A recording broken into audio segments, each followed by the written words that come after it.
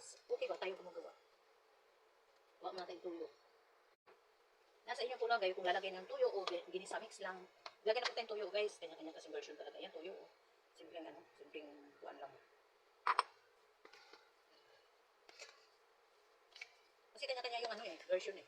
Gusto nyo, lagyan nyo ng tuyo, ayaw nyo ng tuyo. Oh. Ito guys, sa totoo lang, wala itong paminta. Kasi hindi ako nakabili paminta. Pwede rin hindi lagyan ng paminta. Mas masarap kasi guys, may paminta. Wala yung tindahan namin dito guys, magla na layo. Tapos pangalawa, nakaligtaan pagbili. Hanuluin nila ng ganyan guys. Ayan. Para maluto kung magpantay yung lasa. Ayan, ganyan lang. Yung bitbit pala guys, 1 kilo po yun. Kaya lang, siyempre kinadkad na, wala na. Kalahating kilo na lang. 1 kilo yun, nagulat ako yung kinadkad ko na kaunti na lang. Ayan. Ayaw ko sa lahat yung walang luya, kasi malangsa. Di ba bitbit malangsa? Halo, tingnan mo yung sandok ko. Tingnan yung sandok ko guys. Pasaway ito yung mga pusa ko. Tingnan yung pusa ko, pasaway ito. Kasi di maganda ako, walang paminta yan. Ay, shoot pa guys. Eh, masarap pag walang paminta. Ako na mismo masasabi sa inyo. Malangsa kasi. Nakakatayo bakit madami, kaunti lang lang yan guys. Okay, kaya natin gawin. Yung sandok ko malawak na ko, no?